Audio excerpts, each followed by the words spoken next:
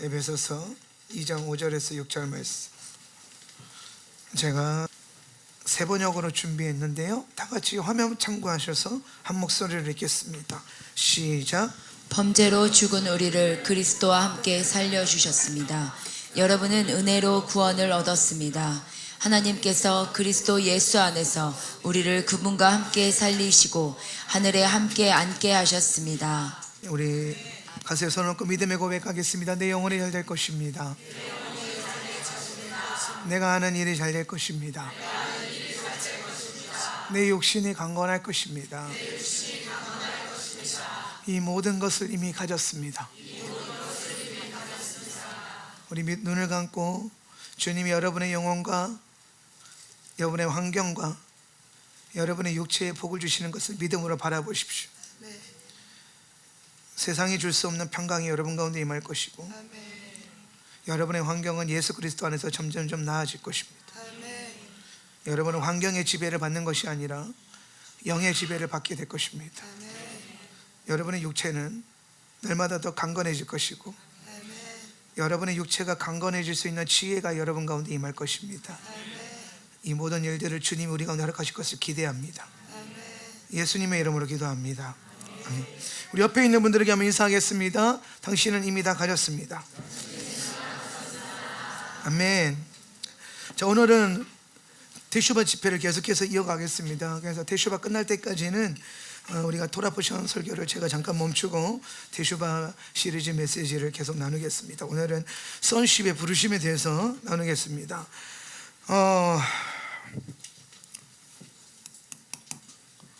인간을 향한 하나님의 목적이 있어요.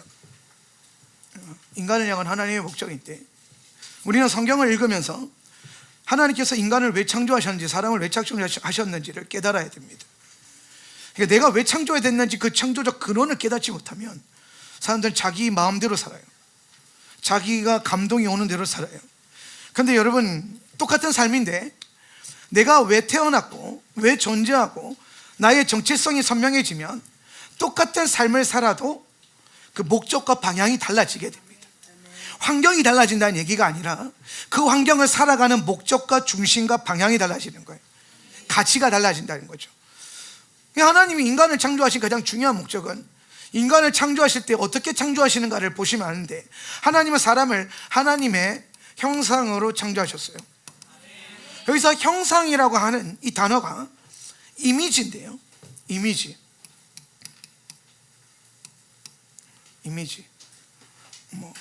우리가 신학적 용어로 이마고 데이라고도 하는데, 헬라어로 아이콘이라고도 하는데, 하나님의 형상이란, 결국엔 하나님의 형상으로 지었다는 것은 뭘 말하냐면은, 오직 하나님은 사람을 통해서 하나님을 드러내시기로 결정하셨다는 거예요. 그러니까 이 땅에 피조된 모든 만물 가운데 하나님의 성품을 느낄 수 있게 하는 뭔가는 있어요. 그런데 오직 사람을 통해서만 온전히 하나님을 드러낼 수 있는 존재로 만드셨다는 거죠. 그래서 그게 하나님의 형상이에요. 그러면 하나님이 하나님을 드러낼 수 있는 존재로 만들었다는 것은 이것도 포함돼요. 하나님의 목적은 하나님의 나라를 인간을 통해서 드러내기로 결정하신 거예요. 그래서 우리 안에 어떠한 믿음이 있냐면은, 하나님은 절대로 사람을 포기하지 않으신다는 거죠. 하나님은 여러분을 포기하실 수가 없어요. 왜 포기를 못하냐면은, 하나님은 인간을 통해서만 당신의 나라를 나타나기를 원하셨는데, 하나님이 이 세상에 있는 모든 피조 세계를 창조하신 목적은, 이 피조 세계는 하나님의 나라를 드러낼 수 있는 그릇이에요. 담아내는 그릇이고 장소예요. 하나님이 정하신. 우리가 존재하는 이 모든 세상은 결국에는 여기에 하나님 나라를 나타내는 게 하나님의 목적이에요. 그래서 하나님은 처음부터 모든 걸 창조하실 때에 이 세상의 모든 것들이 하나님의 나라가 드러날 수 있도록 창조하셨어요. 그 핵심 인물이 사람이에요. 그래서 하나님은 사람을 통해서만 하나님 나라가 드러낼 수 있도록 창조하셨다는 거예요. 그래서 인간이 죄로 인해서 타락하고, 때론 여러분 안에 불순종의 문제가 있다 할지라도 하나님은 그 작은 것 몇 가지를 통해서 여러분을 포기하진 않으신다는 거예요. 제가 자주 하는 말이 있는데, 모든 사람은 이런 하나님의 창조적인 원리 안에서 우리는 전부 다 과정 가운데 있다는 거예요. 우리가 과정 가운데 있다는 것은 뭐냐면 지금의 우리의 모습이 완성된 모습이 아니라는 거예요. 여러분이 형제자매들을 바라볼 때에, 여러분이 교회를 바라볼 때, 혹은 여러분 자신을 바라볼 때에 우리가 느끼게 되는 건 뭐냐면 우리 안에 있는 연약함이에요. 부족함, 내 성에 차지 않는 부족함, 내가 알고 있는 어떤 영역에 대해서 나타나지 않고 있는 그 연약함 때문에 우리는 자주 낭망하고 넘어집니다. 그것이 우리를 누르기도 해요. 패배감으로 다가오기도 하죠. 나는 안 되나 봐. 우리는 다이어트 할 때 그걸 굉장히 많은 패배감을 경험하죠. 다이어트는 영적인 원리와 많이 유사해요. 왜냐하면 오늘 우리가 다이어트를 실패할 수 있어요. 내일 시도하면 되거든요.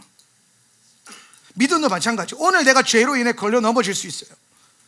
그럼 다시 일어나면 되는 거거든요. 근데 다이어트는 오늘 실패하면 내일 다시 시작하는 게 쉽지 않아요. 믿음의 원리도 마찬가지요. 오늘 넘어지면 내일 다시 일어난다는 게 쉽지는 않아요. 비슷하죠.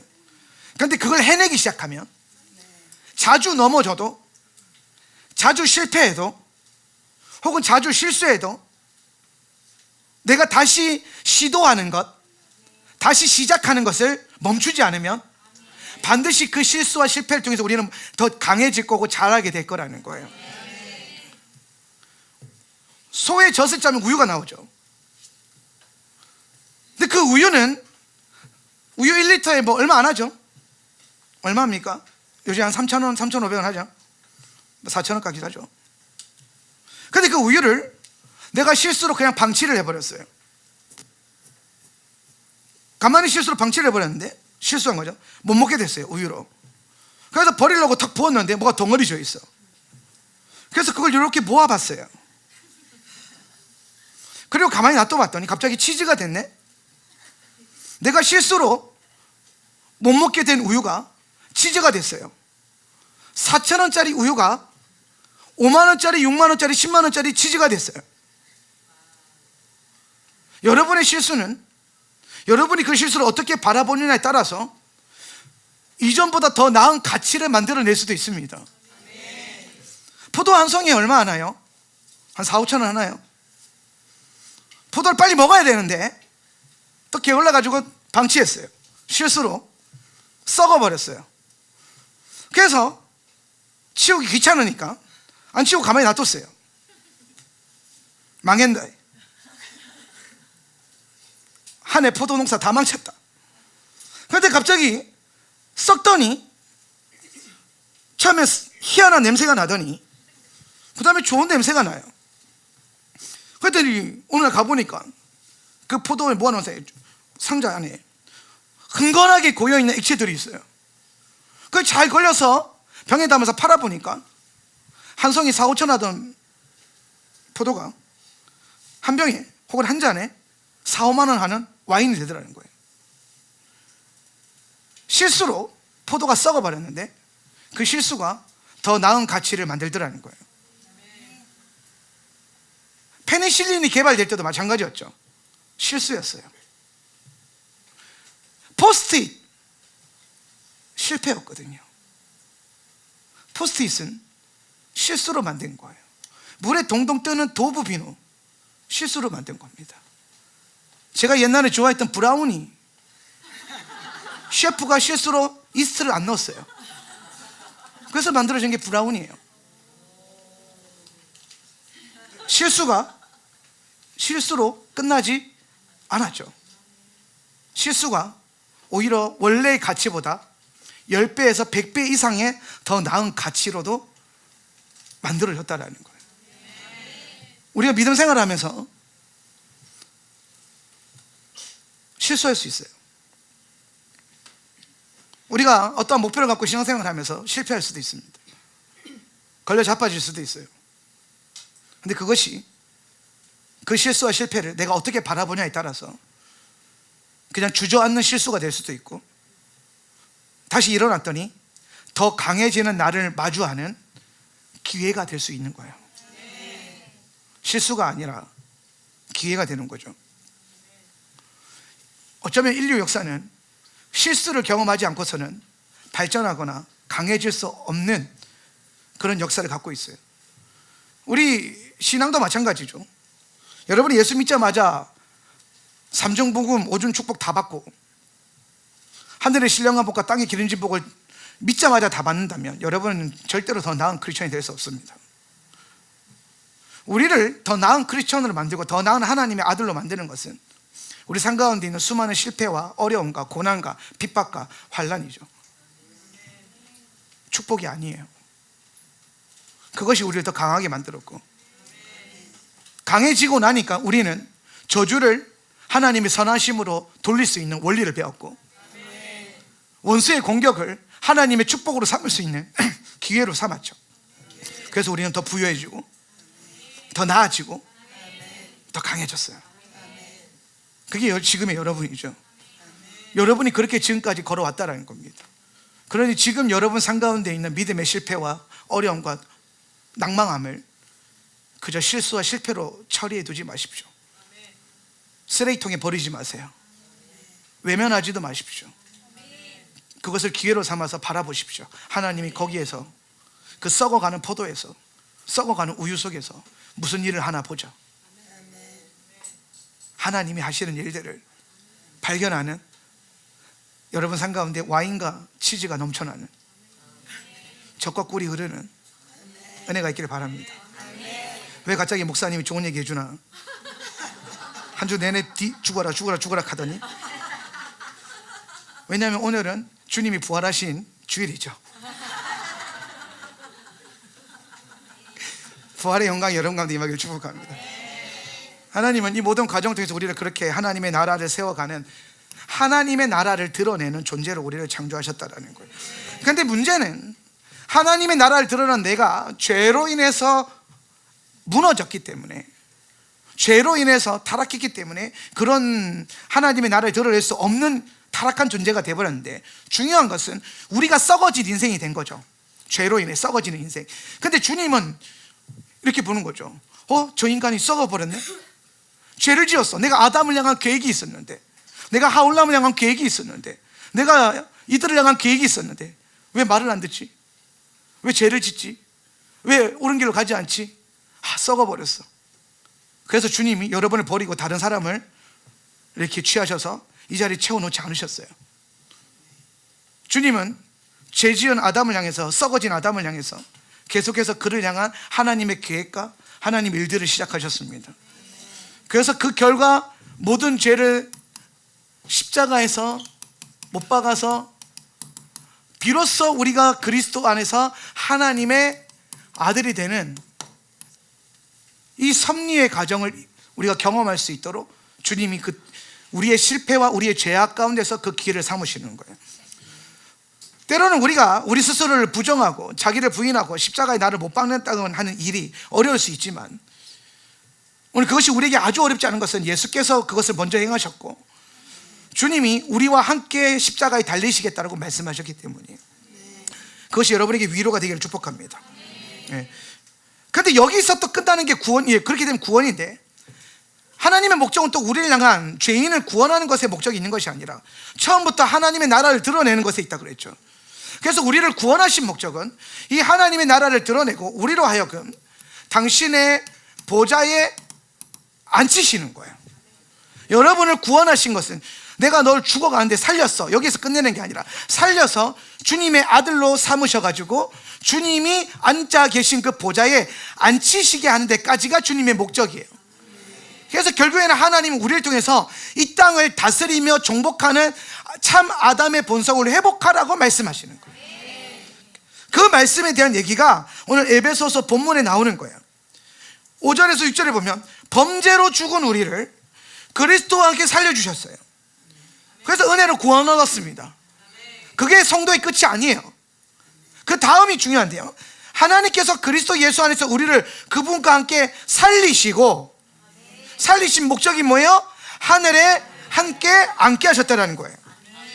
그러니까 하나님의 목적은 여러분을 구원받는 것에만 머무르게 하는 것이 아니라, 여러분 구원받은 여러분을 주님이 앉아 계신 그 자리에 앉아서 하나님의 나라를 선포하고 하나님의 나라를 드러내고 나타내는 그런 하나님의 아들로, 그런 존재로 여러분을 삼겠다고 하시는 거예요.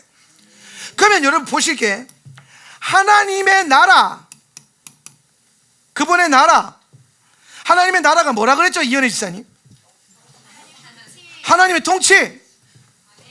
하나님의 나라는 그분의 통치가 임하는 거예요. 그래서 이거를 헬라어로 뭐라 그랬어요? 그래, 이거는 절대 까먹으면 안 된다고 그랬어요. 바실레이아. 하나님의 나라에 대한 개념이 흔들리니까 하나님 나라를 죽어서 가는 천국으로 이해해버려요.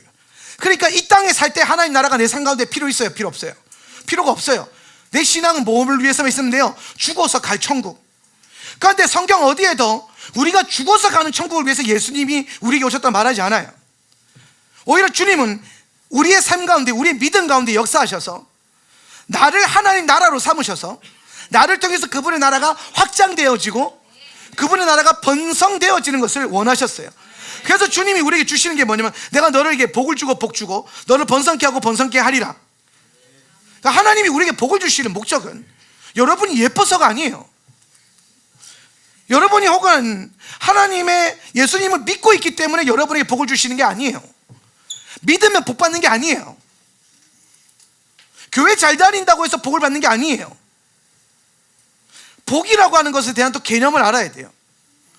복이 가지고 있는 가장 놀라운 개념은 하나님의 나라를 이루어가는, 하나님의 통치를 이 땅 가운데 드러내는 존재로 하나님이 아담을 삼으셨는데, 이 아담에게 하나님의 나라를 드러낼 수 있는, 통치를 드러낼 수 있는 그 능력 자체를 무엇으로 부어주시냐면 하나님의 복으로 부어주시는 거예요.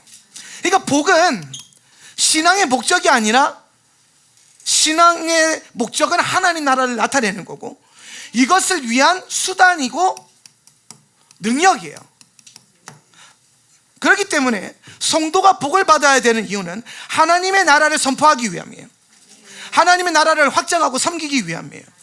성도이기 때문에 복을 받는 게 아니라, 그 성도가 하나님의 나라에 대한 비전이 있기 때문에 하나님의 복을 주시는 거예요. 제가 재정 강의를 할 때마다 그런 얘기를 꼭 합니다. 재정 강의를 들으러 오는 많은 분들이 목적은 그거예요. 하나님이 내게 재정을 주셨으면 하는 거죠. 재정 강의를 그래서 오는 거잖아요. 뭔가 하나님을 통해서 내 재정이 늘 확장되고 하나님을 통해서 내 재정이 확보되는 걸 경험해보고 싶은 거예요.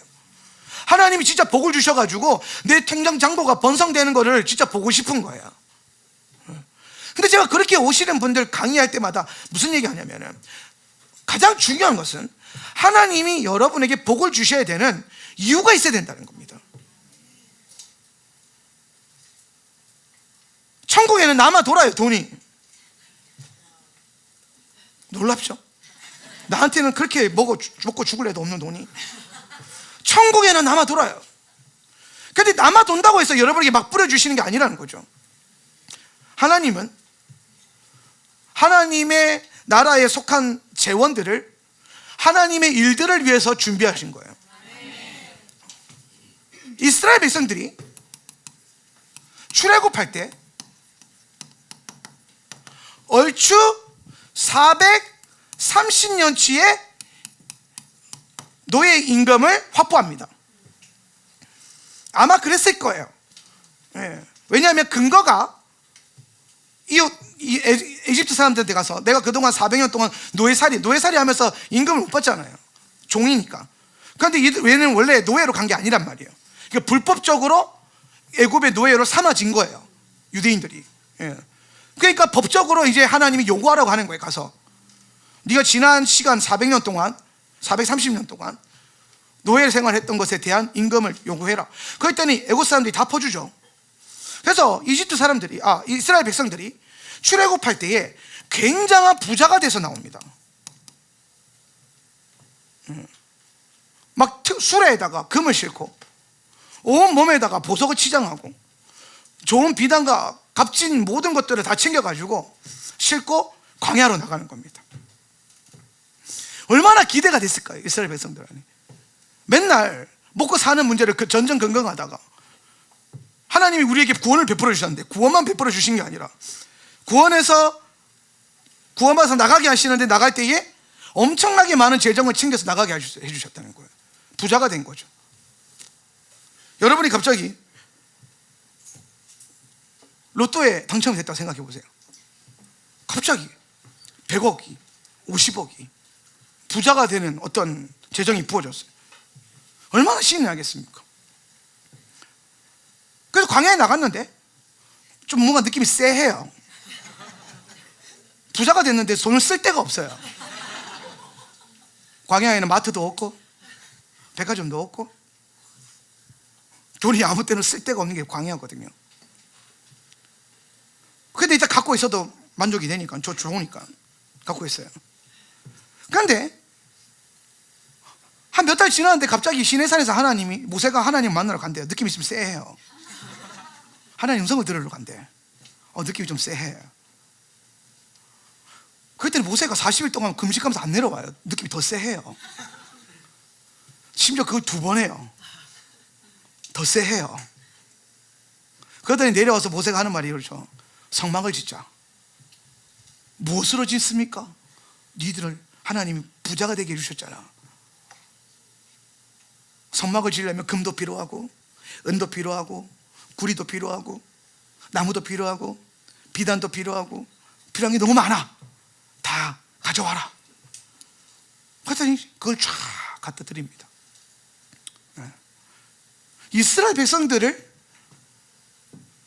부자가 되게 하셨어요, 하나님이. 근데 그 목적은 그들이 430년 동안 노예살이 했기 때문에 고생했다, 이제 부유하게 살아라, 이 목적으로 주시는 게 아니라는 거예요. 하나님은 처음부터 끝까지 무조건 그분의 나라와 그분의 의를 위해서 우리 삶의 모든 것을 허락하시는 거예요.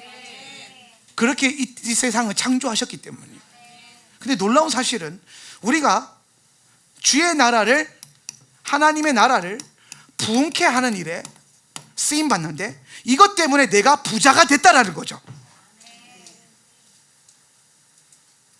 나를 부자로 만들기 위해서 하나님이 부요함을 주신 게 아니라 하나님의 나라를 위해서 부요함을 주셨는데, 하나님 나라를 내가 그렇게 섬기다 보니까 내가 자연스럽게 원래 평민에서, 아니 노예에서 갑자기 부자가 되었고, 그렇게 섬김을 갔더니 갑자기 가나안 땅 가서 땅 주인이 되었고, 심지어 그 땅을 영원히 하나님이 동결시켜 주셨어요. 그거 영원히 니네 거야. 뭐만 했어요? 하나님의 나라를 섬겼어요. 이거를 위해서 하나님이 복을 주셨다라는 거예요. 그러니까 하나님은 인간을 향해서 하나님의 나라를 드러낼 계획을 세우셨고, 그 하나님의 나라를 드러내기 위해서 2가지 계획을 세우셨는데, 그 첫 번째 계획이 뭐냐면 우리에게 복 주실 계획을 세우셨다는 거예요. 그러니까 따라서 하나님 나라는 하나님의 복으로 섬기는 것이다. 할렐루야. 그러니까 하나님이 우리에게 삶 가운데 복을 주셔가지고 이제 뭘 하냐면은 잘 되는 역사가 일어나요. 잘 되는 역사. 근데 여러분, 이게 잘 된다라고 하는 게 마치 우리가 이 잘 되는 거를 너무 추구하면은 너무 기복주의적이고 번영신학 같은 어떤 이미지를 갖고 있어요. 그래서 잘 되는 거에 대한 부담이 있어요. 오늘 강단에서 목사님이 여러분에게 잘 될 거예요 라고 말해주면 좋기는 한데, 분명히 어제까지는 여러분 다 죽어야 되려고 했기 때문에 그 잘 된다는 게 썩 그렇게 불편하게 와닿는 거죠. 그런데 여러분이 하나님이 잘 되게 하신다고 하는 이 잘 된다의 의미와 개념도 명확하게 알아야 돼요. 그러니까 우리가 뭔가 명확하게 아는 게 없으니까 흐름 따라서 믿고 흐름 따라서 혼란스러워져요. 근데 토라를 공부해서 혹은 히브리어를 공부해서 뭔가 명확한 개념이 생기면 그 모든 것이 한 텀이에요. 나를 부욕케 하신 것과, 나를 가난하게 하신 것과, 내게 재정을 주신 것과, 내 재정을 가져가신 것과, 나를 강건하게 하신 것과, 나를 약하게 하신 모든 것들이 선택사항이나 혹은 죄와 축복과 저주의 문제가 아니라 하나님 나라라고 하는 모든 원리 안에서 모든 것이 합력하여 선을 이루는 그 선, 잘 되는 삶이라고 하는 건 이 선과 연결되어 있는데, 하나님의 선과 잘 된다라고 하는 건요 같은 단어예요. 히브리어에서. 그게 뭐냐면 토브예요. 토브. 따라해보세요. 토브. 토브라는 건 뭘 말하냐면, 하나님이 이 세상을 창조하실 때에 모든 걸 창조하시고 이 세상을 향해서 말씀하셨던 그 창조된 원형에 대한 하나님의 반응이에요. 이게 무슨 말이냐면, 여러분 자녀가 스케치북에다가 여러분을 그렸어요. 근데 그 아이는 7살이에요. 엄마는 어느 정도 형태가 있어요. 머리가 길고. 엄마는 항상 아이들이 관대하더라고요. 근데 아빠는 이게 사람인지 형 이상학적 존재인지 그냥 우리가 아빠를 우기는 거예요. 근데 우리는 그 아이가 자기를 그리는 모습을 보고, 야, 엄마가 이렇게 생겼어? 7살짜리한테 장난하냐? 라고 얘기하지 않아요. 어머, 잘 그렸네. 어머, 내 새끼 천재인가 봐. 정신이 나간 거죠. 하나님이 그래요. 하나님이 여러분을 만드셨어요. 하나님 형상이래요. 천사들이 봤을 때 저게 하나님 형상이라고? 주님의 영광스러운가? 주님의 그 위대하신가? 그 앞에 서서 천사들이 그 앞에 서기만 하면 홀리 홀리 홀리가 나올 수밖에 없는 그 영광스러운 엄청난 존재인데, 근데 그 하나님의 형상이라고 만들어 놓은 게 여러분이에요. 여러분 존재니까 아멘이 되죠. 천사들 입장에서는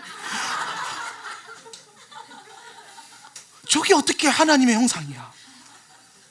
그분은 존귀하신데 이 양반들은 천사의 존귀보다 못 미쳐요.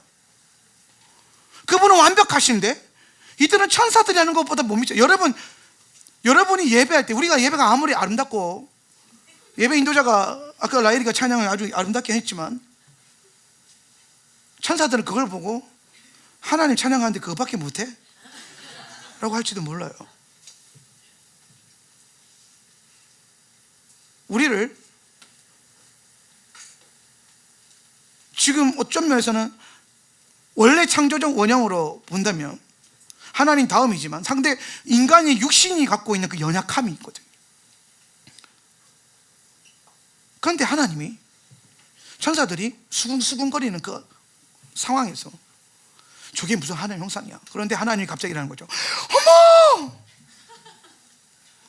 내 새끼 너무 예쁘다. 어머, 내가 나의 형상으로 이 존재들을 지었다는 거예요. 감탄을 하시는 거죠. 그러면서 그때 하나님이 여러분을 지으시고 모든 피조 세계와 천사를 향해서 어머 하니 그 어머가 터브예요. 우리는 이 터브를 그냥 보시기에 좋았더라 이렇게 번역을 해놨는데, 이 번역은 썩 그렇게 마음들지 않아요. 주님은 보시기에 좋았다 이렇게 하지 않았거든요. 주님이 여러분을 창조하시고 보셨던 첫 감탄사는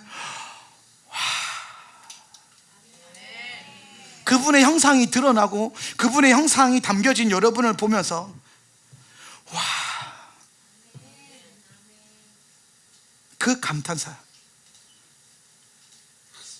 우리는 여전히 육신 가운데 있고, 우리는 여전히 죄를 지을 가능성도 있고, 우리는 여전히 넘어질 수 있고 부족할 수 있지만, 지금 여러분도 마찬가지죠. 여러분을 구원하시고 난 다음에 내가 구원한 게 고작 이건가 이렇게 보지 않으신다는 거죠. 여러분을 구원하시고 난 다음에 주님이 가지신 마음은 십자가에서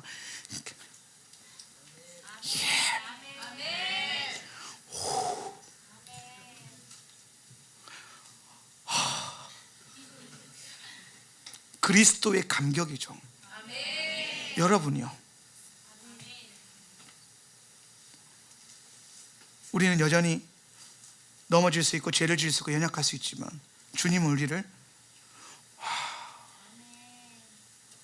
흡족해 하는 거죠. 그 이유가 뭐냐면 우리 안에 그리스도의 형상이 담겨져 있기 때문에 주님의 영광이 나타나는 거죠. 그래서 그분의 영광과 그분의 모든 것이 드러나 있고, 주님의 주님됨, 영광이라고 하는 것은 하나님 되심을 말하는 거예요. 하나님스러운 뭔가가 드러나는 건데, 그게 지금 우리에게 드러나기 때문에 주님은 우리에게 토부라고 말씀하셨어요. 이 토부가 뭐라고요? 잘 되는 삶이라는 거예요. 여러분을 잘 되게 하기를 원하신다는 거예요. 여러분을 토부하게 만들기를 원하신다는 거예요. 그럼 이 말은 즉슨 여기서 우리가 잘 된다라고 하는 거는, 우리가 생각했을 때 잘 되는 거는 계약 하나 있는데 막 계약 2개가 되고, 그냥 어쩌다 보니까 이렇게 살았는데 너무 부유하게 돼 있고 막 잘 되고, 막 물질적으로 뭔가 잘 되는 것을 잘 된다고 생각하거든요. 환경적으로 잘 되는 것을 잘 된다고 생각해요. 내 육체가 건강한 것을 통해서 잘 된다고 생각하는데, 하나님이 보시는 그 잘 된다라고 하는 기준은 하나님스러움이에요. 하나님스러운 게 여러분 삶 가운데 나타날 때 주님은 어머 잘 되고 있다. 나는 힘들어 죽겠는데, 근데 그 힘든 가운데서 내가 그리스도의 어떠한 면을 나타내요. 그러면은 그래 이거야, 나는 힘들어 죽겠는데 주님은 잘 되고 있어, 잘하고 있어 라고 말하는 거죠. 내가 생각하는 잘 된다, 잘 되는 삶과 예수님이 생각하는 잘 된다라는 개념이 다른 거예요. 그래서 우리 안에 계속 이해적인 충돌이 오는데, 우리가 성경을 통해서, 말씀을 통해서 여러분이 반드시 배워야 되는 것은 뭐냐면은, 하나님께서 원하시는 여러분을 향한 원래의 계획과 목적을 제대로 깨달아서 그걸 내 삶 가운데 살아내는 거예요. 그러면 주님이 여러분을 향해서 뭐라고 하시냐?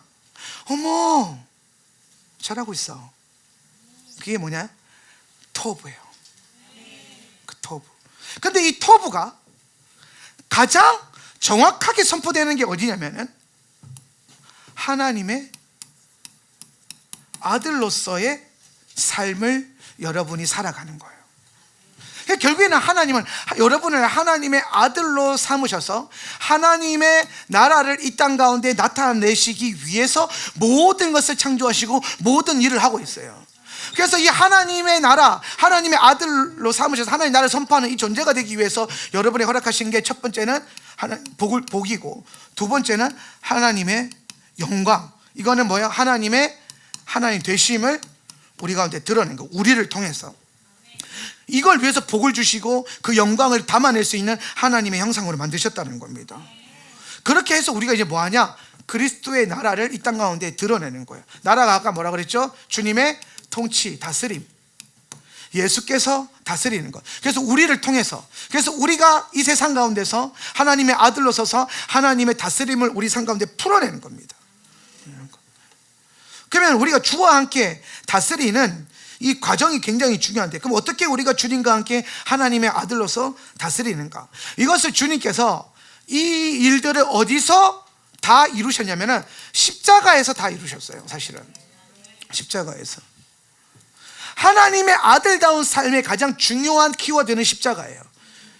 십자가를 여러분이 바라보고 닮아가는 것도 중요하지만, 십자가가 뭘 했냐면은 여러분 안에 빼앗긴 모든 것을 다 돌려받게 하셨어요. 우리가 원래 하나님의 아들로, 아담으로, 참된 아담으로 창조되어서 이 땅에 다스리는 존재로 창조함을 받았는데, 죄로 인해서 다 빼앗겼단 말이에요, 원수들한테. 그럼 십자가가 무슨 일을 하냐면은 원래 우리에게 주어졌던 능력과 원래 우리에게 주어져 있었던 어떠한 기능들과 어떠한 부르심과 직분과 영광스러움과 존귀함과 권세를 다 십자가에서 뭐 하셨다? 회복하셨다라는 거예요. 그러면 여러분이 원래 여러분에게 실행되어야 될 주님의 계획들이 있을 거 아닙니까? 여러분 인생을 향한 원래 계획이 있을 거 아니에요. 저 잘 되는 것을 향한 하나님의 뜻이 나타나는 그 하나님의 계획, 원래 계획을 회복하기 위해서 여러분이 해야 될 거는, 여러분도 십자가에 가서 그 주님이 회복하신 것을 찾아와야 돼요. 우리가 날마다 십자가 앞에 서는 것은, 나를 부인하는 것은, 그 모든 것의 이유는 무엇을 얻기 위함이라 그랬어요? 나는 죽고 예수로 살겠다는 거예요. 그럼 나는 죽으면서 내 안에 뭐가 살아나요? 예수의 생명이 살아나는 거죠. 우리가 십자가에 가서 나를 못 받는 이유는 예수의 생명을 내가 받아들이기 위함이고, 예수 생명 안에 하나님의 계획에 대한 모든 것이 다 부어져 있기 때문에, 예수 그리스도의 생명 하나면 우리는 이 땅에서 모든 걸 할 수 있어요. 예수의 이름으로 귀신을 내어 쫓을 것이고, 예수의 이름으로 하늘 보좌에 있는 모든 재원들을 끌어당길 것이고, 우리는 예수의 이름으로 이 세상을 다스리며 정복하며 살아갈 거예요. 그걸 가져오는 장소가 십자가고, 예수님은 십자가에서 그 모든 것을 다 온전하게 회복하셨다는 거예요. 그래서 제가 계속해서 강조하면서 십자가 복음의 능력을 얘기하는 거예요. 십자가가 뭔지 모르니까 교회 상징인 줄 알아요. 십자가가 뭔지 모르니까 십자가에서 뭘 기도했는지 몰라요. 오늘 여러분이 십자가에서 뭘 가져야 되고 뭘 회복하고 뭘 죽여야 되는지가 선명해지길 축복합니다. 그래서 예수님께서 이 땅에서 십자가에서 모든 것을 다 찾아오셨고, 그걸 여러분을 위해서 예비하셨다는 거예요. 그래서 주님이 이제 우리가 하나님의 아들로서 하나님의 나라를 선포할 수 있도록 예수님이 우리와 함께 하나님의 나라에 대한 사역들을 일으키시는 거예요. 그 하나님의 나라, 예수님께서, 두 번째로 중요한 건 예수님이 우리와 함께 하나님의 나라를 세우시기 위해서 하시는 세 가지 사역이 있어요. 예수님이 여러분과 함께 하나님의 나라를 세우기 위해서 하시는 사역인데, 첫 번째는 뭐냐면 주님의 임재예요. 주님의 임재는 주님의 가장 중요한 사역이에요. 그럼 주님의 임재를 통해서 뭘 풀어내냐면은, 이 임재는 하나님 안에서 하나님과의 친밀함을 가져와요. 친밀함은 뭐죠? 친밀함의 가장 근원은 우리 안에 있는 예수님을 바라볼 수 있도록 가능하게 하는 하나님의 힘이에요. 능력이에요. 우리가 기도의 집을 합니다. 기도합니다. 우리가 기도의 집을 통해서 바라보는 목적지는 마지막 때라고 하는 종말론이에요. 종말론이라고 하는 건 결국에는 하나님의 나라를 얘기하는 거고, 우리가 이 땅에서 추구하는 것은 뭐냐면은 기도와 예배로 주님의 나라가 임할 때까지, 예수님이 다시 재림하실 때까지 기도와 예배에 내 삶을 드린다. 이게 기도의 집의 목적이에요. 그런데 이거를 가다 보니까 힘든 거야. 좋은 건 알겠어요. 우리가 좋은 건 알겠는데 하다 보면 힘들거든요. 레위인들이 처음 헌신하다 보면, 레위인들은 제가 그 레위인 인턴십을 해보면 반타작 정도가 평균 타율이에요. 그게 뭐냐, 반은 도망가요. 훈련 받다가. 왜? 힘들거든요. 힘들어요. 뭔가 뽐뿌가 와서 지원하기는 했는데 막상 해보려고 하니까 하나님 나라가 동의가 돼요. 예수님이 오심을 앞에서 기도하고 예배하는 삶을 살아야 된다는 게 동의는 되는데, 이게 해보니까 막상 살아보니까 힘들거든. 그러니까 처음에는 내 힘과 의지로 합니다. 막 열심을 다해서. 처음엔 열심히 있거든요. 잘해야지. 근데 그 열심도 한 달, 두 달이지. 한 석 달쯤 지나면은 내가 지금 뭐 하고 있나 싶어요. 갑자기. 그러면서 한 네다섯 달 지나다 보면은 하기 싫어져요. 기도도 하기 싫어지고, 예배도 하기 싫어지고, 말씀 연구하는 것도 하기 싫어지고, 다 하기 싫어져요. 그러니까 하기 싫은데 리더들이 와서 해라 그러니까 리더가 싫어져요. 여러분 가운데 메시지 트레이닝 안 하시는 분들 얻기를 축복합니다. 메시지 트레이닝 안 하면 제가 상담 잡는다 그랬어요. 분명히 저는 여기에 사활을 걸 거예요. 왜? 말씀만이 여러분을 변화시킬 수 있어요. 변화되지 않을 거면 교회 왜 다닙니까? 변화되려고, 날성 검이 되려고 거기에 결단해서 공동체에 들어오고 교회 다니는 건데, 나는 이대로가 좋다면 교회 다닐 이유가 없어요. 이대로 좋사오니 교회로 가세요. 목사님 어떻게 저렇게 말할 수 있어요? 아니, 여러분이 이상한 거라니까요. 우리는 훈련받고 변화되려고 교회로 온 거지, 살던 대로 살려고 교회 다니는 게 아니라는 겁니다. 내가 뭐 어려운 걸 시킵니까? 내가 여러분한테 뭐 오지 가서 순교하라 그랬어요. 아마존 가서 선교하라 그랬어요. 뭐가 이제 제가 우리 리더들한테 이제 리더급도 훈련을 또 한 번 내드렸어요. 여러분보다 하는 훈련보다 좀 더 빡센데 하십시다 하니까 뭐 다들 아멘 하는데, 그때 누가 이렇게 글을 달더라고요. 아멘, 오지 가서 순교하라고만 하지 말아주세요. 근데 나는 오지 가서 순교하는 적도 없고, 어디 중독 알아까 가지고 생명 걸고 선교하라고 한 적도 없어요. 아직까지는. 앞으로 없다는 게 아니라 아직까지는. 그러니까 여러분, 믿음이 부족하면 순종이라도 하세요. 믿음이 부족하면 순종이라도 해야 돼요. 순종하다 보면 되는 건데 뭐가 그렇게 잘났다고 안 해요? 하세요. 다 이유가 있어요. 훈련해야 됩니다. 근데 알겠는데 힘들잖아요.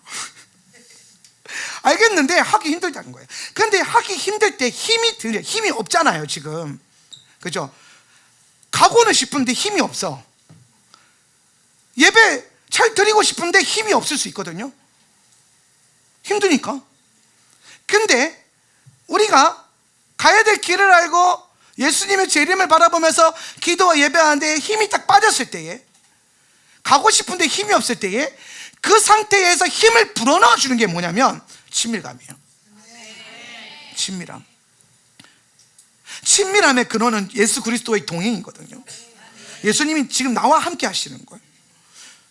여러분, 제가 많은 분들을 요즘에 상담하면서 여러분이 하지 않아도 되는 걱정과 염려에 너무 많이 빠져 있다는 게 느껴져요. 그게 뭐냐면 내일 일을 지금 걱정하는 거예요. 한 번 더 따라하시죠. 내일 일은 난 몰라요. 그렇지, 그렇게 해야 돼요. 내일 일은 난 모르는 게 핵심인데, 오지도 않은 내일 일 걱정하느라고 오늘을 다 버려버려요. 오늘 다 쪼그라들어요. 근데 우리가 오늘을 살 수 있는 에너지와 우리가 계속해서 하나님 나라를 달려갈 수 있는 에너지의 본질은 지금 나와 함께 하시는 예수 그리스도를 내가 지금 경험하고 지금 누리고 지금 그분과 함께 걷는 거예요. 그리고 이제 자면 내일이 또 와요. 그럼 또 내일 일은 난 몰라요 하면 돼요. 그리고 또 내게 주어져 있는 오늘을 그리스도를 발견하고 주와 함께 걷고 주와 함께 살고 예수를 누리면 돼요. 그리고 또 자면 돼요. 자지 말라는 것도, 내가 뭐 밤새 차려하라는 것도 아니고, 차려는 1년에 몇 번만 하면 돼요. 그리고 그 다음에 오면 또 오늘이 오죠. 또 오늘이 오면 어떻게 해요? 그날의 역사시는 예수님을 발견하고 주와 함께 걷고, 그렇게 가다 보면 어느 순간 주님의 그 재림의 문턱 밖에 딱 가게 되는 거예요. 기도하고 예배하면서 가게 되는 거예요. 그 힘과 에너지가 뭐냐면 친밀감과 주님의 동행 안에서 오는데, 그건 주님의 임재로 부어지는 거예요. 그래서 교회 안에 주님이 계속 임재적인 역사와 임재적인 사역을 풀어내신 이유는 그분의 나라를 우리 가운데 주시기 위함이에요. 그래서 하나님의 함께 하심이라고 하는 이 임재적 사역의 본질은 개인적 차원이 아니라 공동체적 차원으로 강하게 부어주실 때가 많아요. 물론 개인적 차원으로도 주님이 임재하십니다. 그런데 우리가 반드시 간과하지 말아야 될 것은 뭐냐면, 공동체 가운데 주님이 부어주시는 은혜가 있어요. 내 안에서 끌어올라오는 관계가 아니라 위에서 내려오는 능력. 그러니까 여러분, 성령의 역사는, 성령의 능력은 두 가지의 힘의 방향성을 갖고 있는데, 위에서 아래로 내려오는 힘과 안에서부터 올라오는 힘이 있어요. 이거를 역사하시는 하나님, 그 다음에 내주하시는 하나님이라고 표현을 하거든요. 성령님은 우리 가운데 임하셔서 부어주시는 능력을 부어줘요. 부어주시는 역사. 근데 이거는 우리 안에 굉장히 강력한 힘을 줘요. 그런데 우리 안에 내주하시는 하나님은 우리 삶 가운데 그 강력한 힘을 계속 유지할 수 있는 힘을 줘요. 유지할 수 있는. 오늘 여러분이, 여러분 삶의 영적인 공간에 이런 텀블러가 있다고 칩시다. 그러면 임하시는 하나님은 여러분이 예배 가운데 겸손하게 여러분이 주님 앞에 나아가면 주님이 임하셔서 여기에 생수를 부어주세요. 주님이 임재 가운데 부어주는 생수가 있거든요. 그럼 그게 차요. 그럼 내가 지금 생수를 가졌죠. 그럼 내주하시는 성령님은 뭐냐면은 이 생수를 내가 계속 목마를 때마다 마시는 거예요. 내가 기도하고 이렇게 이제 막 기도하고 예배와 하다 보면 목마를 때가 있잖아요. 근데 물이 없으면 안 돼요. 내가 하루하루 주의 영광에서 살다 보니 목마를 때가 있잖아요. 그때에 공동체 임재 가운데 주셨던 그 내 영혼에 채워져 있는 생수, 그거를 이제 마실 수 있도록 성령이 이끌어가는 거예요. 내 안에 거하신. 그래서 나는 생수를 마시면서 가요. 그런데 이 생수는 부어진 총량이 있기 때문에 마시다 보면 줄어들겠죠. 이게 줄어들 때쯤 되면 또 주일이 와요. 오거든요. 그래서 또 예배드리다 보면 또 부어져요, 생수가. 왜? 그분이 생수의 근원이시기 때문에. 그럼 또 그걸 받아서 임재 안에서 내주하시는 주님 안에서 인도함 받아서 이걸 마시면서 걷는 법을 또 배워요. 이해가 되세요? 이 두 가지의 사역들이 여러분 안에 동시적으로 일어나야 된다는 거예요. 그래서 우리가 때로는 공동체적인 영성을 가지지 않고 개인의 영성으로 신앙생활하는 분들이 오래 못 가요. 제가 굉장히 많이 보는데, 대그룹 예배, 공동체 예배 헌신 안 하고 은혜 못 받고 거기에 대한 중요성을 못 느끼는 분들은 아무리 나는 예수님은 삶 속에서 난 믿겠어, 그거 오래 못 갑니다. 왜? 주어진 생수의 총량이 떨어지거든요. 하나님이 생수를 부으시는 사역을 하실 때가 있고, 그 생수를 사용하시는 사역이 있는데, 그게 임하시는 성령님과 내주하시는 성령님의 두 가지 사역이에요. 성령님의 외적 사역과 내적 사역이라 그러는데, 그 안에서 내적 사역과 외적 사역을 동시에 얘기하는 게 친밀함이라는 개념이에요. 그래서 이걸 통해서 우리는 예수님 오실 때까지 계속 기도와 예배하는 삶을 살아갈 수 있게 되는 겁니다. 그래서 여러분은 공동체 안에서 혹은 개인의 영성 안에서 예수님과 친밀하게 걷는 법을 배워야 돼요. 친밀함이 여러분 안에 세워져야 돼요. 그 다음에 예수님이 우리 삶 가운데 하나님 나라를 세우기 위해서 하시는 두 번째 사역은 뭐냐면 계시적 선교예요. 계시적 선교. 계시적 선교라는 게 뭡니까? 결국에는 복음이 온 민족 가운데 전파되는 게 핵심이죠. 그런데 복음이 온 민족 가운데 전파되는 이 선교적 시대를 우리가 마주했는데, 이 전파되는 것을 막고 있는 거대한 영적인 흐름이 생겼어요. 그게 뭐냐면은 무슬림 공동체예요. 기존에 존재하는 모든 선교학자들과 선교 방법론들이 실패합니다. 무슬림들에게 P2P로 전도가 되지 않아요. 그들은 수백 년 동안 다른 종교를 막아낼 수 있는 그 견고한 벽을 세워놨어요. 안 들어갑니다. 그런데 지금 전 세계적으로 무슬림들 가운데 예수님께로 돌아오는 은혜 역사들이 일어나고 있어요. 얼마 전에 뉴스에 또 나오더라고요. 이란이 심상치 않다. 무슬림들이 기독교로 개종하는 그 숫자가 폭발적으로. 그런데 우리는 이미 4년 전부터 알고 있었죠. 3, 4년 전부터 이완 선교사님의 강의를 통해서 지하교회에 몇 명이나 그랬죠? 1000만 명 이상의 지하 성도들이 있다, 이란에. 믿기지 않았죠. 근데 지금 불과 3, 4년 만에 그 지하 성도들이 이제는 뚜껑을 열어서 주님이 드러내고 계세요. 그럼 그분들이 다 예수 어떻게 믿었냐? 선교사들의 사역으로? 아니에요. 계시적 선교예요. 꿈으로, 환상으로, 계시 가운데. 오늘 주님이 직접 찾아가셔서 네가 그토록 부르짖는 알라가 사실은 예수야. 나로 말미암지 않고서는 하나님 나라 들어갈 수 없어.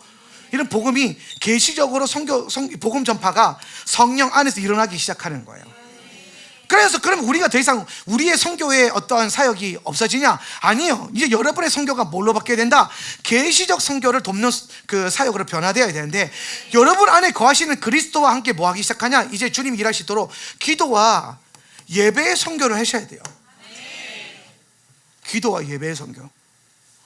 우리가 기도할 때 하나님이 어떤 일을 나타내시는지, 기도할 때 실제로 하나님의 역사가 실제적으로 어떻게 풀어지는지, 여러분 삶 가운데 있는 영적인 권세를 묶고 풀고 열방 가운데 있는 영적인 권세를 묶고 푸는 게 우리의 기도 안에 달려있는데, 기도를 통해서 하나님의 나라가 어떻게 확장되어져 나가는지. 그래서 예수님이 우리에게 계시적 선교로서 우리를 부르시는 거예요. 주님과 우리가 함께 뭐하도록, 기도라고 하는 것을 통해서 하나님 나라를 뭐하도록, 전파하고 확장하도록 그렇게 부르시는 겁니다. 세 번째로 주님이 하나님 나라 전파를 위해서 뭘 하시냐면은 능력을 행하세요. 우리 안에서 하나님 나라 차원의 능력을 행하신다는 거예요. 이것은 뭐와 연결되어 있냐면 영적 전쟁이에요. 능력이라고 하는 것은 우리 삶 가운데 우리를 다스리고 있는 어둠의 영역들이 있어요. 우리를 지배하고 있는 어둠들이 있는데, 그것들은 내가 내 정체성이 변화된다고 해서 저절로 물러가는 게 아니에요. 내 정체성이 변화되었기 때문에 그 변화된 정체성으로 우리가 해야 될 전쟁을 해야 됩니다. 그 단계로 우리를 끌고 가시는 거예요. 예수님의 제자들을 주님이 성령 받게 하시고 이제 알아서 교회하라 그런 게 아니라 열방의 전쟁터로 다 파송하십니다. 나가서 이제 하나님 나라를 전파해라, 성령 안에서. 그게 이제 영적 전쟁 차원에서의 하나님 나라예요. 그런데 이 영적 전쟁을 통해서 하나님 나라를 경험하는 것은 하나님의 능력을 무엇으로 우리가 많이 경험하냐면, 이 능력은 믿음과 순종이에요. 믿음과 순종의 영역. 믿을 때 하나님 나라가 나타나고, 믿음 안에서 능력이 나타나는 거예요. 그러니까 여러분, 믿지 않으면 능력이 안 나타나요.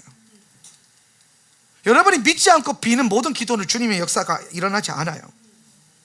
그렇죠? 당연한 거죠. 성경에도 그렇게 기록되어 있거든요. 예. 믿음 없이 구하는 게 중언부언하는 거예요. 헛소리 하는 거죠. 중언부언은 무슨 말이냐면 헛소리라는 뜻이거든요. 쓸데없는 소리라는 뜻이에요. 믿음이 없기 때문에. 나는 예수님이 나를 변화시켜 줄 걸 안 믿어요. 그런데 변화시켜 주세요, 변화시켜 주세요, 헛소리예요. 중언부언이라는 거죠. 그런 거 하지 말라는 거예요. 차라리 우리는 믿음을 달라고 간구해야 돼요. 믿음을 달라고 다른 기도가 아니라 주여라도 외쳐야 되는 거예요. 근데 믿음이 없으니까 기도를 안 해요. 믿음이 없으니까 기도를 해도 헛소리를 해요. 그럴 거면 차라리 주여라고 하라는 거예요. 제가 되게 놀랐던 게 호주에 가면 요즘에 이제 히스토리 교회 성도들이 몇 번 방문을 했었잖아요. 근데 그 교회 유명한 일화가 있어요. 그게 뭐냐면 거기에는 처음에 이제 다른 기도가 주여 백창하는 교회, 그걸로 유명해요. 주여 백창 하루에 뭐 3-4시간 동안 계속 매일 하는 거예요. 전 교인이 모여서. 하루에 매일 주여 백창하니까 어떻게 됐냐, 교회 벽이 갈라졌대요. 기도로. 되게 유명한 일화거든요. 너무 아직 튼튼해요, 여러분. 주여 백창을 해가지고 어떤 교회는 벽을 가른다는데 놀랍더라고요. 오늘 여러분 삶 가운데 하나님의 능력이 나타나려면 우리는 믿음을 가져야 돼요. 그리고 믿음에 대해서 순종을 해야 돼요. 믿음과 순종은 우리가 하나님 나라를 경험할 수 있고 하나님의 능력을 경험할 수 있는 가장 중요한 통로가 됩니다. 그래서 차라리 여러분 믿음이 안 올라오면 믿음 달라고 부르짖으세요. 성경 읽을 때 믿음 갖게 해달라고 읽으세요. 그리고 여러분 안에 뭔가 믿으면 믿음을 계속 선포하는 거예요. 될지어다, 될 때까지 선포하는 거예요. 될 때까지 선포해야 만져져요. 포기하지 마세요. 여러분의 삶 가운데 실패가 있다 할지라도 포기하지 말고 될 때까지 기도하고 한 영혼을 두고 한번 기도해 보세요. 여러분이 기도의 능력을 경험하고 하나님 나라의 확장을 경험하려면 여러분 안에 어떤 영혼을 놓고 혹은 전도 대상자를 놓고 아니면 어떤 병자를 놓고 나을 때까지, 예수 믿을 때까지 그 영혼만 계속 믿음으로 패보세요. 실제로 패라는 게 아니라 기도로 패라는 거예요. 기도하면서 계속 패보는 거예요. 패다 보면 어느 순간에 여러분의 그 기도의 손에 그 사람을 쥐고 있었던 원수의 뺨이 탁 걸려요. 근데 그게 경험이 되면 기도하면서 싸대기를 때리기 시작하는 거죠. 그러면은 원수가 뺨을 맞고 떠나가거든요. 여러분의 기도가 원수의 싸대기를 날려야 돼요. 싸대기라고 하면 성경이 그렇게 표현되어 있잖아요. 그게 너무 개역개정 온화하게 내 원수의 뺨을 치시고 그랬는데 그 원색적으로 보면 싸대기를 날리시고 예수님이 잠잠히 계십니까? 저 원수를 그냥 귓밤맹이라도 한 대 날려주면 제가 우리한테 그렇게 하겠냐는 거예요. 다리 몽둥이라도 확 분질러 버리면 그 벌써 보면은 무슨 무릎뼈를 꺾어서서 그 다리 몽둥이를 우리말로 분질러 주시고 원수의 뺨을 치셔서 싸대기를 한 대 날려주십시오. 왜 가만히 계십니까? 근데 중요한 거는 기도를 통해서 우리가 믿음으로 계속 원수를 향해서 영적 전쟁하다 보면 어느 순간 여러분의 기도가 원수의 뺨에 걸리는 게 느껴져요. 그때부터 영적 전쟁이 사실 시작되는 거예요. 그러니까 여러분이 기도를 막 하잖아요. 그 영적 전쟁이 아니라 영적 전쟁을 가동하고 있는 거예요. 전쟁은 실제거든요. 전쟁은 싸움은 실제예요. 원수가 밀려가는 것도 실제고 원수가 여러분을 잡고 있는 것도 실제고 원수가 어떤 영혼을 잡고 있는 것도 실제예요. 그런데 이거를 끝까지 안 가보니까 경험이 안 되고 끝까지 안 해보니까 늘 중간에 포기의 프로라 그랬나? 내려놓는 프로라 그랬나? 뭐라고 그랬노 그때 네가? 포기하는데 프로라 그랬어요? 포기하는데만 프로예요. 기도의 프로가 되셔야 되는데 승리하는데 영적 전쟁의 프로가 되셔야 되는데 왜 그러냐면 하다 보니까 그게 회사 있어 우리 안에 하다 보니까 하는데 안 돼요. 될 때까지 하라고요. 될 때까지 걸릴 때까지 날아갈 때까지 풀릴 때까지 열릴 때까지 끊어질 때까지 여러분이 영적 세계를 인정하고 그걸 잡고 있는 원수의 세력을 인정하고 보기를 원하고 그게 끊어지고 실제로 영적인 것을 통해서 묶고 풀리는 역사를 보려면 다른 많은 걸 알지 말고 하나라도 제대로 해보라는 겁니다. 하나라도 두고 계속 때려보라는 거예요. 처음에는 헛발질 하겠죠. 이러면서 기도하는데 주여 하는데 원수가 봤을 때 가당한 거예요. 원수는 여기 있는데 우리는 예 이러고 있으니까 웃길 거예요. 그런데 와 이렇게 하다 보면 어느 순간 팍 하고 걸리는데 여기에 뭐 딱 걸려. 한 며칠을 몇 달을 기도하는데 아무런 감동 없이 막 기도하는데 어느 날 기도하는데 팍 하고 뭐가 걸려. 한번 쓱 기도를 하는데 팍 걸려. 여기에 여 있네. 그리고 걸리면 거기다 대놓고 계속 뚜까 패면 됩니다. 그러다 보면 원수가 맞다 못해서 놓고 나간단 말이에요. 그게 경험되면 하나님 역사가 일어나요. 근데 그거는 팬 사람은 알아요. 맞은 놈은 몰라도 팬 사람은 알아요. 일이 딱 일어나면 저거 내가 패서 그런 건데, 저거 내가 기도해서 일어나는 건데. 기도가 실제라면 여러분은 그걸 경험해야 됩니다. 오늘 여러분 안에 그런 집요함, 영적 집요함 안에서 영적인 경험이 있어야 되고 승리의 경험이 있어야 되고, 그걸 통해서 우리가 뭘 배워야 되냐면 기도를 통해서 하나님이 진짜 우리가 다스리는 존재가 되게 하셨구나. 내 기도가 먹히는구나. 내가 인생을 주장할 때에 기도가 내 삶을 변화시키고 기도가 우리를 변화시킬 수 있구나. 기도만 하면 되냐라고 말하는 그 인본주의 사람들 앞에서 담대하게 여러분이 기도를 통해서 된 인생을 보여주고, 기도를 통해서 보여진 교회를 보여주고, 기도를 통해서 하나님 무슨 일을 하는지 나타내고 증거하는 존재가 되라는 겁니다. 그게 하나님의 아들이지, 세상 방법과 세상의 원리와 세상의 이해됨으로 뭔가를 하는 건 세상 사람이에요. 하나님의 아들은 하나님의 방법과 하나님의 이론과 하나님의 능력으로 사는 겁니다. 그걸로 보여줘야 됩니다. 교회가 다 세상적인 방법만 사용하고 세상적인 이해됨과 인본주의에 쩔어 있으니까 기도의 능력을 아주 우습게 알고, 교회가 말씀의 능력을 우습게 알고 신앙생활을 엉망진창으로 한단 말이에요. 엉망진창으로.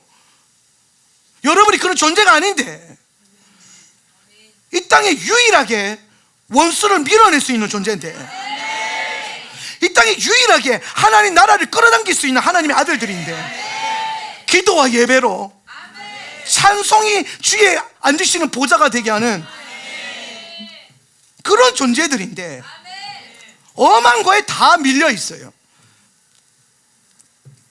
예배가 긴 거 얼마나 영광스러운지 압니까? 그게 남들은 길게 하고 싶어도 길게 못해요.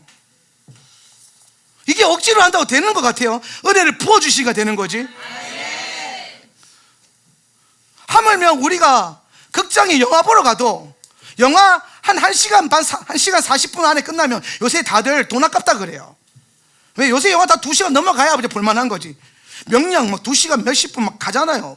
1000만 영화 넘는 거 다 2시간 이상 해야 좀 볼만하네 하잖아요. 중간에 툭 끊어지면 뭐 하다 말아 이런단 말이에요. 근데 그 누구도 예배를 1시간, 1시간 반밖에 안 드리는데 예배를 하다 말지 이렇게 말하는 사람이 아무도 없어요. 진짜 만족이 되는 겁니까? 아니면 때우는 겁니까? 진짜 하나님 앞에서 여러분의 영혼이 그 예배 가운데 부어진 생수로 충만해져서 불이 올라오고 넘쳐 흐르고 충만한 게 경험되고 뚫어내지고 한 주를 승리로 선포할 만한 그런 믿음의 강력이 부어져서 만족하고 돌아가는지, 아니면 오늘도 성도로서 얼굴 도장을 하나님 앞에 찍었다, 예배로서 얼굴 도장은 찍어야지, 그래 천국 가면 덜 미안하지, 그런 영성으로는 안 돼요. 여러분은 하나님의 아들들이고, 하나님의 아들을 이 땅에 하나님 보내신 목적은 하나님 나라를 선포하고 나타내고 확장시키는 것이고, 그걸 가능하게 하는 것은 기도와 예배입니다. 근데 여러분, 이런 엄청난 존재로 우리가 하나님의 아들로 부름을 받고 지음을 받았는데 왜 우리는 이런 놀라운 하나님의 일들을 행하지 못하고 늘 실패할까요? 왜 우리는 하나님의 아들로서 예수와 함께 다스리고 종복하는 내 삶과 내 환경과 내 모든 것을 다스리는 그런 존재가 아니라 환경이 나를 다스리고, 상황이 나를 끌고 가고, 환경이 나를 끌고 가고, 사람이 나를 끌고 가는 그런 비참한 존재가 됐을까요? 왜 교회가 그렇게 됐을까요? 왜 교회 예배가 절대적인 기준이 되지 않고, 하나님을 섬기는 그리스도인으로서의 정체성이 되지 않고, 적당히 타협 볼 수 있는, 적당히 선택할 수 있는 그런 기준이 됐을까요? 어떻게 하다가 예배가 생명을 걸어놓은 예배인데 그게 선택이 됐을까요? 왜 우리는 하나님 아들답게 살지 못하고 상황과 환경에 끌려다닐까요? 그거 다스리라고 우리를 그렇게 만드셨는데, 우리가 영적 전쟁과 하나님 나라의 선포와 하나님 아들다운 삶에서 늘 실패하는 이유는 딱 하나입니다. 성장하지 못해서 그래요. 사라 목사님 이번 주간에 여러분에게 어젠가요? 어린아이 신앙에 대해서 잠깐 얘기했어요.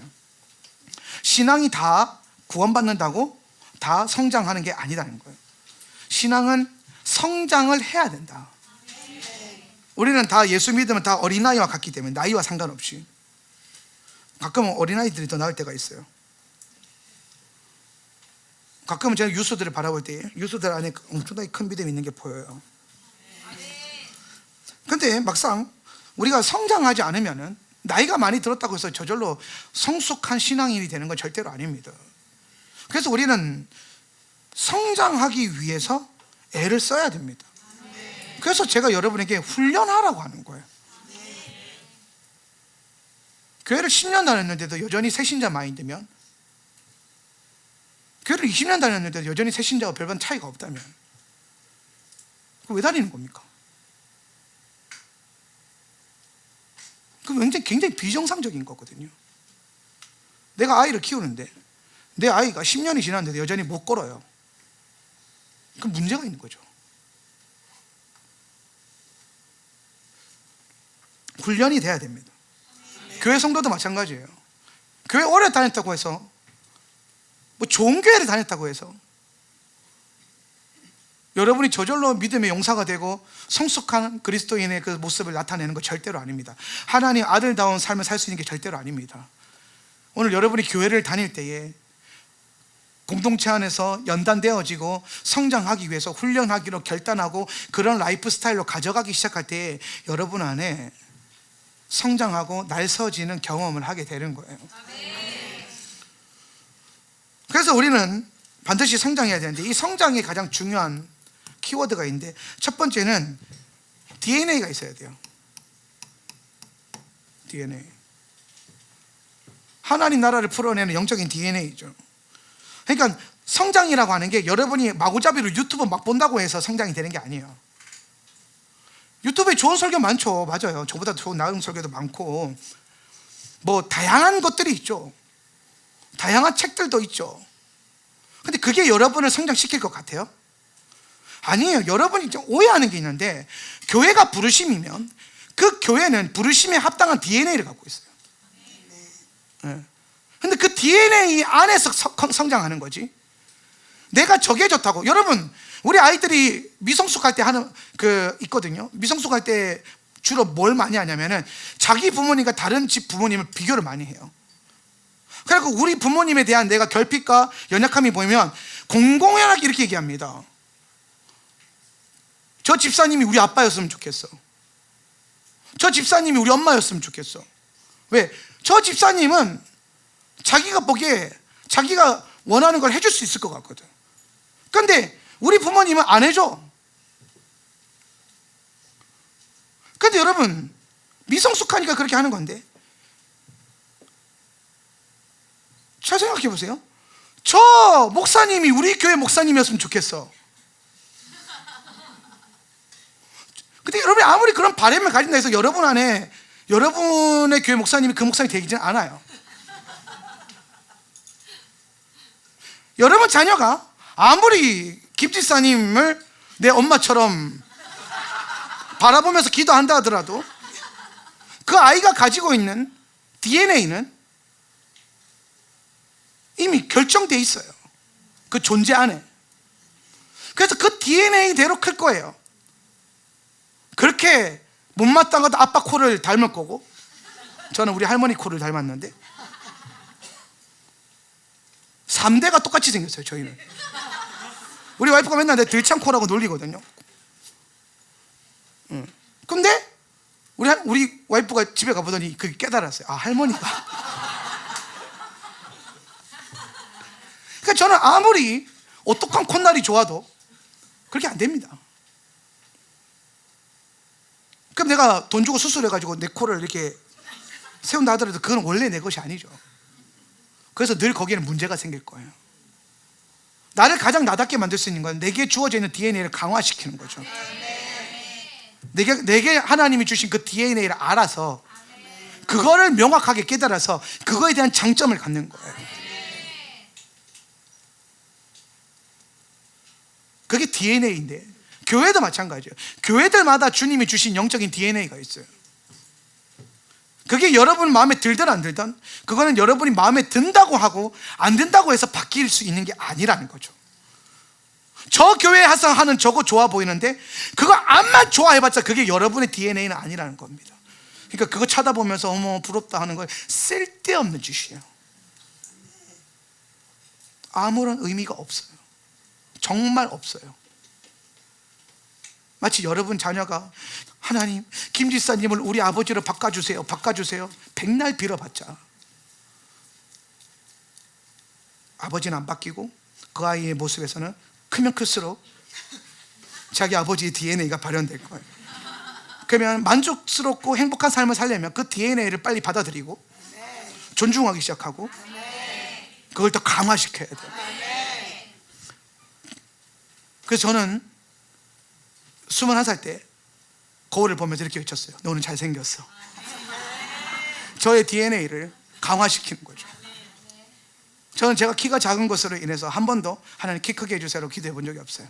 오히려 저는 내 친구들이 어떤 가게나 장소에 들어갈 때 머리를 쿵쿵 할 때마다 혹은 허리를 꺾어서 들어갈 때마다 나는 고개를 빳빳이 들고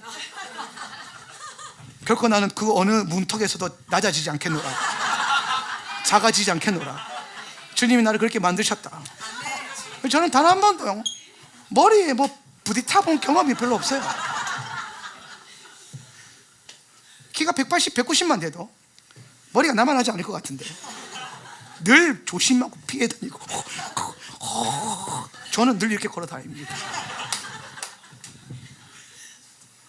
우리 안에 하나님 주신 영적인 DNA가 있어요. 하올람의 DNA가 있어요. 그 DNA를 여러분이 깨달아서 강화시키고 훈련할 때 진짜 하올람다운 성장이 일어나는 거지. 교회에서 하는 훈련은 하나도 안 하고 엄한 데가 쫓아다니면서 배우고 공부하고 해봤자 백날 헛수고입니다. 여러분이 그 교회로 저걸 옮겨서 그 DNA를 확 바꿔버리면 상관없어요.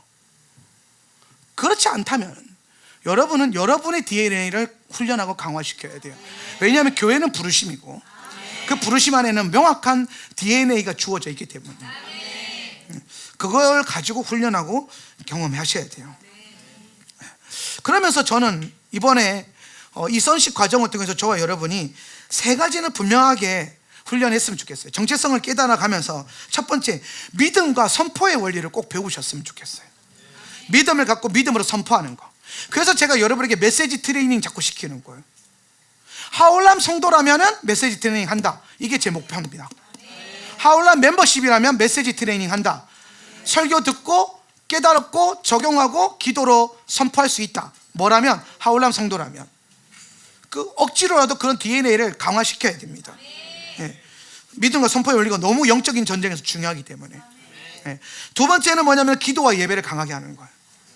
하나님의 아들로서 여러분이 기도하는 삶, 예배하는 삶에 주님 오실 때까지 그 심플한 라이프 스타일을 드리는 것에 대해서 흔들리지 않기를 축복하고, 마지막으로 이 모든 과정 안에서 여러분 안에 각자 주어져 있는 은사가 하나님 나라를 위해서 쓰임받을 수 있기를 축복합니다.